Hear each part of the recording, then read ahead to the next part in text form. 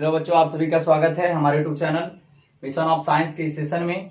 Mission of science के माध्यम से आप लोगों को 12th क्लासेज का बायोलॉजी का सारा सेशन कराने की जिम्मा मेरी है।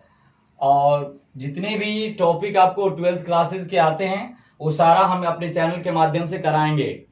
तो आप हमारे चैनल से जुड़े रहें ताकि आपको इसका लाभ मिल सके। तो आज का जो हमारा टॉपिक है वो चैप्टर जो पहला है रिप्रोडक्शन इन ऑर्गेनिज्म, और उस चैप्टर का पहला जो टॉपिक है वो लाइफ स्पान, जीवन अवधि। जो जीवन अवधि है वो कोई भी जीव जो अगर इस पृथ्वी पर जन्म लिया है तो उसका एक निश्चित समय आने के बाद उसका नेचुरल डेथ हो जाता है। तो वो जो नेचुरल डेथ यानी किसी भी जीव के जन्म से लेकर के उसके प्राकृतिक मृत्यु तक की जो कुल अवधि होती है वो उस जीव का क्या कहलाता है, जीवन अवधि कहलाता है। देखिए लाइफ स्पान किसको कहते हैं, जीवन अवधि। तो किसी जीव के जन्म से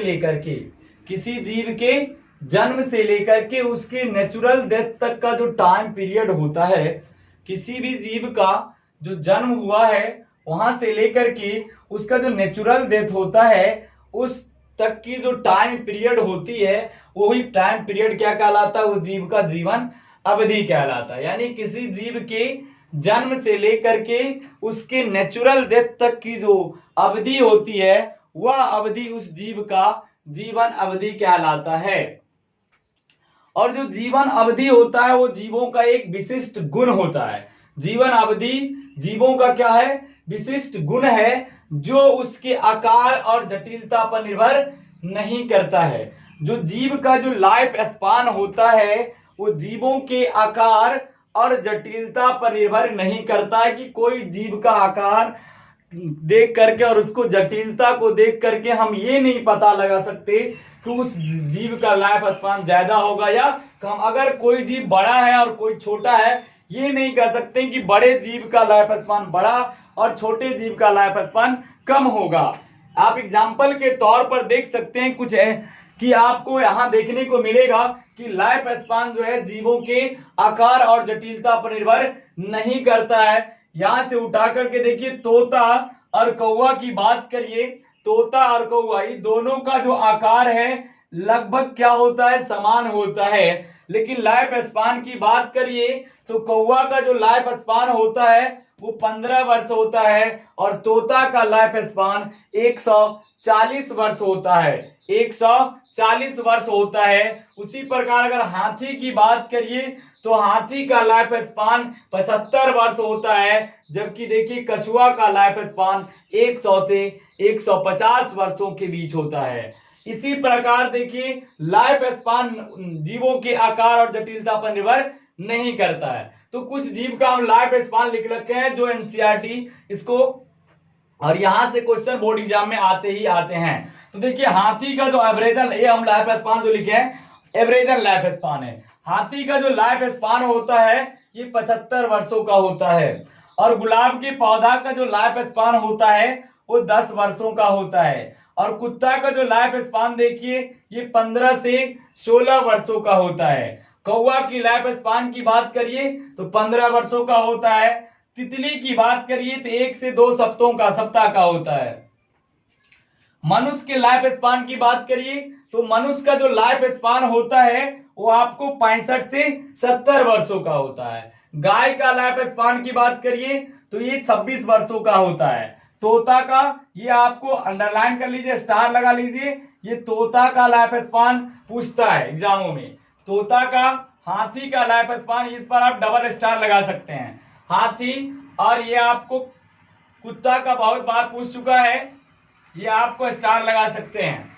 फिर इसके बाद मगरमच्छ का लाइफ स्पान की बात किया जाए तो मगरमच्छ का लाइफ स्पान 60 वर्षों का होता है। घोड़ा का लाइफ स्पान 50 वर्षों का होता है। ये भी आपको ड्रोसोफिला यानी फल मक्खी की बात करिए तो फल मक्खी का जो लाइफ स्पान होता है ये 30 दिनों के आसपास होता है। ये आपको याद कर लेनी है, ये जिसमें मैं स्टार लगा देता हूं ये एग्जाम में पूछा जाता है। धान की लाइफ स्पान की बात करिए, धान के पौधों का, तो ये 4 मंथ का होता है। कछुआ का, इसमें भी आप स्टार लगा सकते हैं कि कछुआ को जो लाइफ स्पान होता है ये 100 से लेकर के 150 वर्षों के आसपास होता है। बरगद की बात करिए तो बरगद के पौधा का लाइफ स्पान, जो बरगद का जो पेड़ होता है, बरगद का जो पेड़ होता है, इसका लाइफ स्पान 300 से लेकर के 500 सालों तक का होता है। पीपल की बात करिए तो पीपल का लाइफ स्पान 2500 वर्षों का होता है। एक चीज और आपको जाननी है कि जो भी जीव इस पृथ्वी पर जन्म लिया है, चाहे उसका लाइफ स्पान कितना भी अधिक क्यों ना हो, उसका नेचुरल डेथ सुनिश्चित है। ये आपको याद रखना है कि जो आया है इस दुनिया में उसको जाना ही पड़ेगा, चाहे उसका लाइफ स्पान कितना भी अधिक क्यों ना हो, उसका नेचुरल डेथ क्या है, सुनिश्चित है। परंतु अपवाद की बात करिए तो एक कोष के जीव अमीबा, एक कोष के जीव अमीबा एक ऐसा एक कोष के जीव है जिसकी प्राकृतिक मृत्यु नहीं होता है, उसकी प्राकृतिक मृत्यु नहीं होती, अर्थात उसको अमर माना गया है। इसके पीछे रीजन ये है कि अमीबा को दरअसल अमर क्यों मानते हैं हम लोग, अमीबा को अमर कहने का रीजन क्या है। तो एक बात बताइए, कोई भी जो जीव होता है वो जन्म के बाद उसमें वृद्धि होती है, उसके बाद क्या आता है, उसका एक नेचुरल डेथ होता है। लेकिन अमीबा में एक ऐसा गुण है अमीबा में कि अमीबा में क्या होता है, वृद्धि के साथ साथ उसमें द्विविभाजन हो जाता है।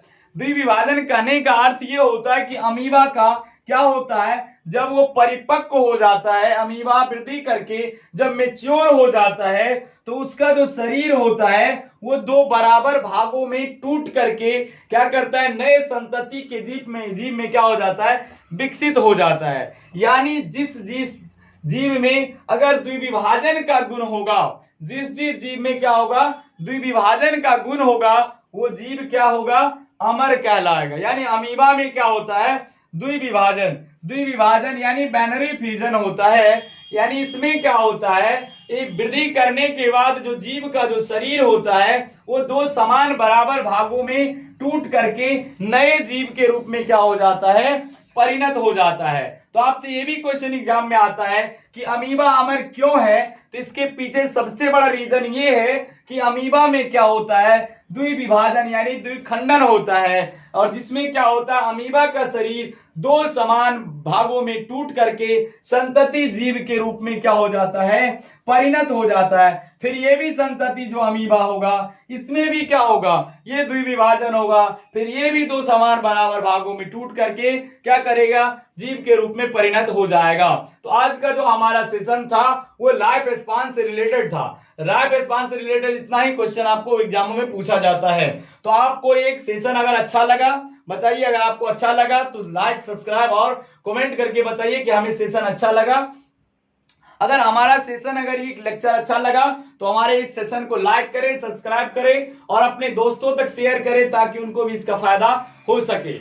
और अगला जो हमारा सेशन होगा वो एसेक्सुअल रिप्रोडक्शन होगा। तो हमारा सेशन आज का इतना था, और अगर आप हमारा अगला सेशन देखना चाहते हैं तो हमारे चैनल को लाइक, सब्सक्राइब करें। धन्यवाद।